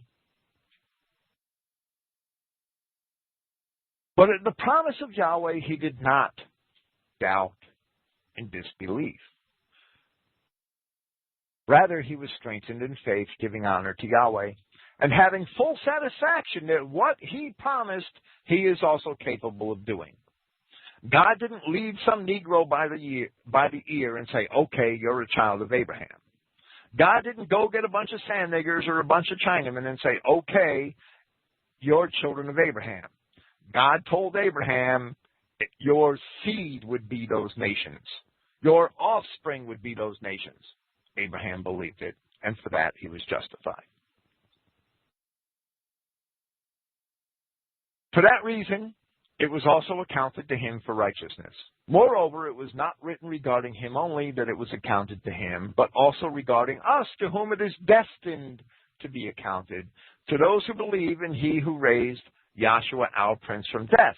In other words, Paul's saying that we are those seed, if we were destined to come from Abraham's loins, and we did. So that we also inherit those promises, and we do. Who was handed over for reason of our transgressions and was raised for reason of our acquittal. Romans chapter 5, verses 6 through 11. Indeed, when we were feeble, Christ at the appointed time died for the impious. Well, Christ died for the impious of the children of Israel, as it is clearly stated in the law and the prophets. Though scarcely for the benefit of the upright will one die, for the benefit of the noble perhaps one then dares to die. But Yahweh introduces his own love to us because we, yet being wrongdoers, Christ had died for our benefit. Still more then, being deemed worthy now by his blood, we will be preserved by him from wrath. Therefore, and Paul's talking to the Romans here, if we, being odious, were reconciled to Yahweh through the death of his Son. Reconciled. You can't reconcile something that wasn't there in the first place. Still more, being reconciled, we will be preserved in his life. And not only, but also boasting in Yahweh through our Prince Yahshua Christ, by whom we have now received that reconciliation. Paul could only be talking to people that he believed were the children of Israel. Romans chapter 7. Are you ignorant, brethren? I speak to those who know the law, that the law lords over the man for as long a time as he should live. For a woman married to a living husband is bound by law, but if the husband should die, she is discharged from the law of the husband. So then, as the husband is living, she would be labeled an adulteress if she were found with another man. But if the husband should die, she is free from the law. She is not an adulteress being found with another man. Consequently, my brethren, you also are put to death in the law through the body of Christ. In other words, Christ died on our behalf. Christ died because our ancient ancestors were idolaters, because they forsook God, because they had a marriage covenant, a relationship with God, and they were bound to keep it. And by the laws of that covenant, because they forsook that God, they were worthy of death. That is the law that Paul's explaining here. The nation being the allegorical wife of the covenant, and Yahweh God being the husband of the covenant. That is the agreement that our ancestors made, and they made it for us, because in the ancient Hebrew Bible, a man could bind his children to an agreement. We don't think that's fair, being rebellious children, but we owe our existence to our ancestors. Therefore, we owe our obedience to their desires. That's something the Jews have taught us to revolt from. Consequently, my brethren, you are also put to death in the law through the body of Christ. Through the body of Christ, for you to be found with another. I need a drink. Who from the dead was raised in order that we should bear fruit for Yahweh. Indeed, when we were in the flesh, the occurrences of sin, which were through the law, operated in our members for the bearing of fruit for death. But now we are discharged from the law, being put to death in that which we were held, so that we are bound in newness of spirit and not in oldness of letter.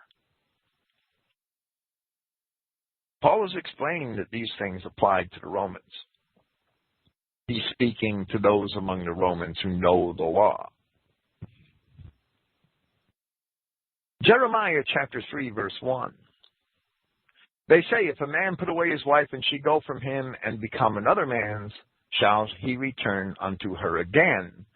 Shall not that land be greatly polluted? No, you can't take your wife back that you've divorced, who's been with another man. After she's been with another man, you cannot take her back. But thou hast played the harlot with many lovers, yet return again unto me, saith Yahweh. Under the law, Yahweh could take Israel back because he died. He died in the flesh to fulfill the law. He fulfilled the letter of the law. Hosea chapter 2, verse 2. Plead with your mother, plead, for she is not my wife, neither am I her husband. Let her therefore put away her whoredoms out of her sight, and her adulteries from between her breasts. Yahweh God speaking to the nation of Israel. Hosea chapter 2, verses 18 through 20. And in that day will I make a covenant for them with the beasts of the field and with the fowls of heaven and with the creeping things of the ground, and I will break the bow and the sword and battle out of the earth, and I will make them to lie down safely, and I will betroth thee unto me forever. Yeah, I will betroth thee unto me in righteousness and in judgment and in loving kindness and mercies. I will betroth thee even unto me in faithfulness, and thou shalt know Yahweh. Those words were only spoken to the children of Israel. That is the relationship which Paul is presenting to the Romans in Romans chapter 7. It would make absolutely no sense at all in light of all the prophets and in light of Paul's own statements concerning the offspring of Abraham, if he did not know that the Romans were indeed a portion of the dispersed children of Israel.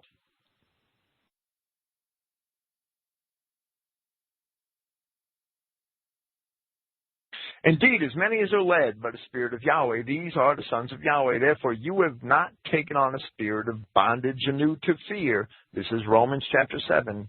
You have not taken on a spirit of bondage anew to fear, but you have taken on a spirit of the position of sons, in which we cry, Father, Father.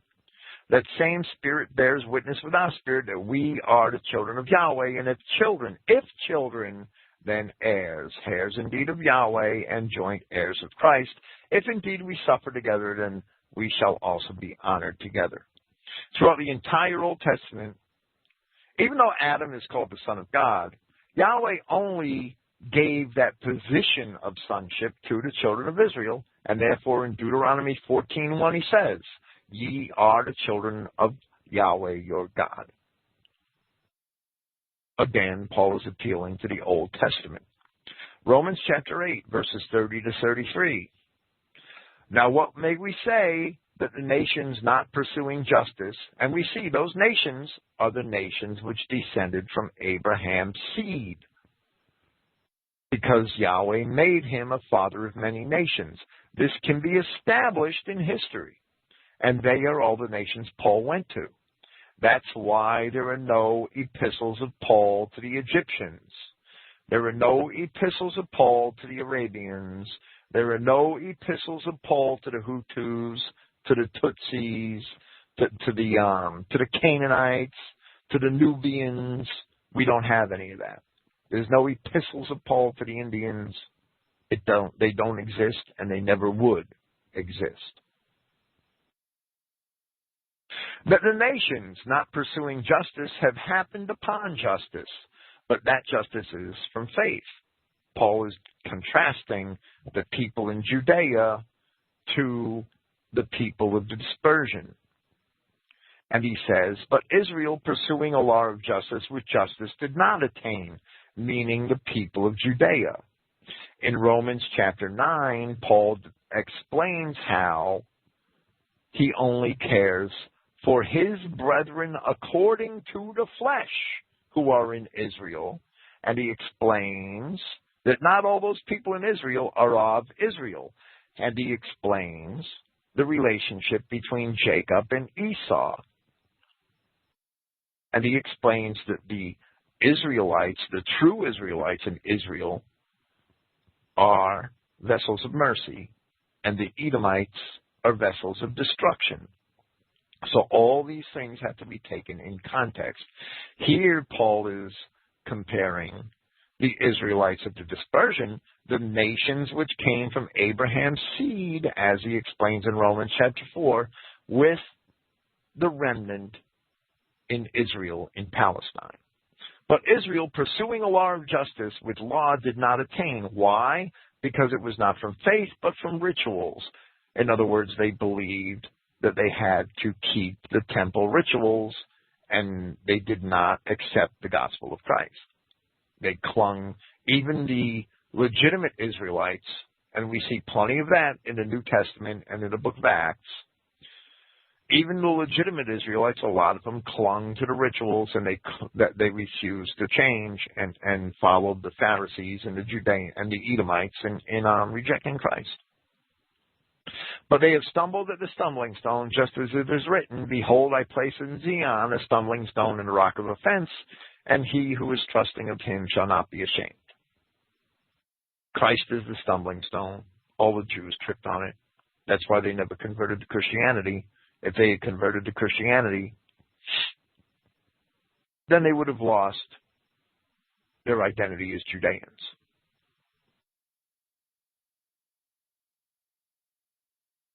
As we see in Romans chapter 9, that Paul contrasts Israelites in Israel and Edomites in Israel, we see that in sections of Romans chapter 10 also, and into Romans chapter 11, Paul is still making that same contrast, and I'll quote Romans 11:1. Now I say, is Yahweh thrust away his people? Certainly not. Indeed, I also am an Israelite of the offspring of Abraham, of the tribe of Benjamin. Yahweh has not thrust away his people. In other words, Yahweh did not thrust away the people that were under the law that accepted Christ. Only those who didn't, whom he knew beforehand. Do you not know in Elijah what the writings say? How he petitions Yahweh concerning Israel. Yahweh, they have killed your prophets, and they have demolished your altars, and I alone was left remaining, and they seek after my life. So what did the response to him say? I have left to myself 7,000 men who have not bowed a knee to bow. Now in this manner, even in the present time, there has been a remnant. In other words, there was always a remnant in the law. In accordance with the election of favor, but if in favor, no longer from rituals, since favor would no longer be favor. Paul is addressing the Judaizers and explaining to the Romans that the rituals were no longer necessary with Christ. And he goes on to ask, what then? What Israel seeks after, this it did not attain to, but the chosen have succeeded, and the rest were hardened, because the rest are basically the tares, or those Israelites who were disobedient that followed the tares. Yahweh has given to them a spirit of slumber, eyes that see not, and ears that hear not, unto this very day. And David says their dining table will be for a snare, and for a hunting of beasts, and for a trap, and for a repayment to them. Their eyes will be darkened not to see, and their backs continually bow, because they rejected Christ. Now I say, did they stumble in order that they would fall? Certainly not. But in their fall is preservation to the nations, for the provocation of them to jealousy. In the fall of the people of Judea, in their rejection of Christ, is preservation to the nations, to the dispersed of Israel. If the good people in Judea, the Israelites in Judea, had all believed Christ and followed him and rejected the Jews wouldn't have been able to carry through with the crucifixion. There would have been a civil war instead, and the Romans would have been involved. So in their fall, because it's necessary for Christ to die, and he dies at the hands of the Edomites through wicked hands, as Peter explains it in Acts, we all have our redemption. But if their fall is the wealth of the society, and their defeat the wealth of the nations, how much more their fullness? It would be better if all of his kinsmen, according to the flesh, they're the people he said in Romans 9 that he cared about. He's not talking about the Edomites. He's only talking about his kinsmen according to the flesh. It would be better if they had all repented. Indeed, I speak to you, the nations, because I am an ambassador to the nations. I honor my office. If possibly, I would provoke to jealousy my kinsmen, his fellow Benjaminites in Israel, his fellow Israelites in Judea, and preserve some from among them. Indeed, if the disposal of them is the reconciliation of the society, what would the acceptance be if not life from among the dead? Now, if the first fruit is sacred, then also the balance, and if the root is sacred, also the branches.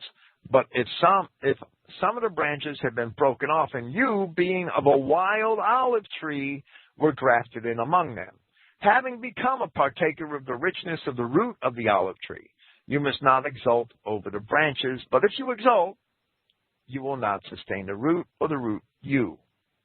We have to understand Roman history to understand this passage. The Romans' ancestors were the Trojans. The Trojans departed from the main body of Israel before Mount Sinai.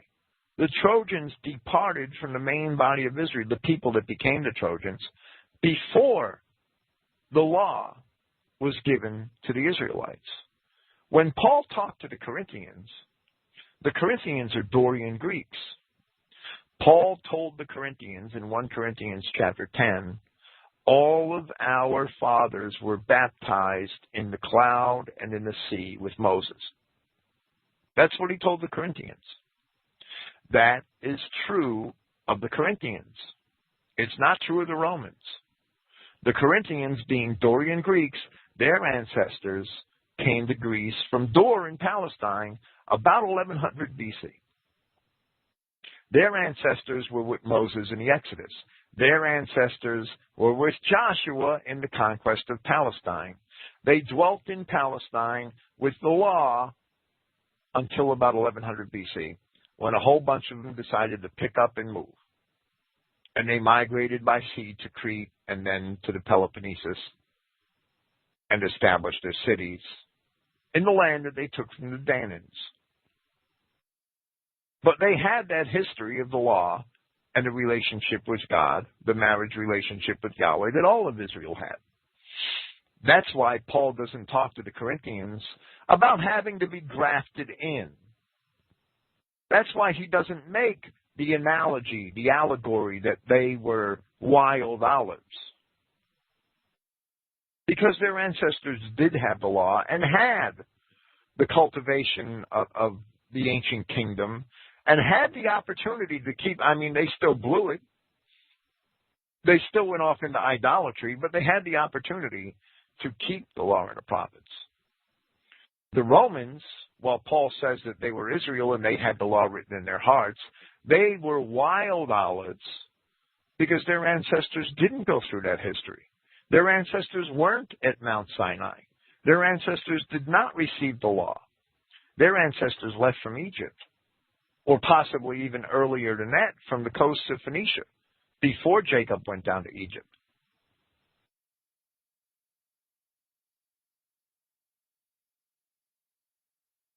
And it's probably likely that they came from both places. But their ancestors are not found at Mount Sinai. Darda and Calcol and the sons of Mahal, they're not at Mount Sinai. They're not mentioned there. They left from Egypt and they arrived in the Troad, and they went from the Troad after the destruction of Troy to Rome. They didn't have the history which the other Israelite tribes did. They were wild olives, and Paul's telling them that, and that they're being grafted back into the original tree that they came from. They're being grafted into the cultivated olive tree. Paul uses this analogy of none of the Greek tribes, nor of the Galatians, because the Greek tribes and the Dorians and the Galatians, who were actually descendants of the Cimmerians, they all were at Mount Sinai and existed in the law and the kingdom for some period of time and had those things in their ancient traditions. The Romans did not. They were wild olives that had to be grafted in to the cultivated olive tree. That's the analogy Paul is making. And that's why he doesn't make it in any of his other epistles. And it's only an allegory. But if some of the branches have been broken off, and you being of a wild olive tree were grafted in among them, having become a partaker of the richness of the root of the olive tree, the fruitfulness in following and being obedient to God and his law.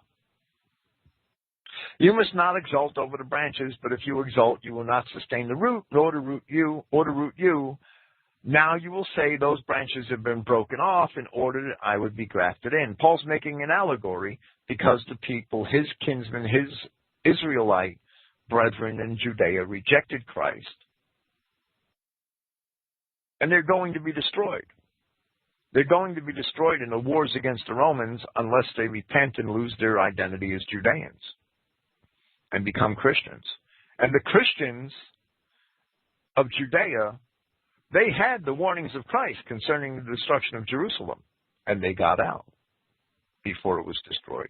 1.1 million people were destroyed in the 5 years of the war with Rome, as Josephus recounts. So any Judeans who didn't heed the warnings of Christ concerning Jerusalem, and to do so they would have had to heard and accept the gospel, that they were probably destroyed. There were probably some good, many good people destroyed. They weren't all Edomites that were destroyed in 1.1 million people. A lot of them were probably good, but disobedient people of Israel, just like we have a lot of our white brethren who would rather obey the Jews today than the Word of God. It's the same thing all over again.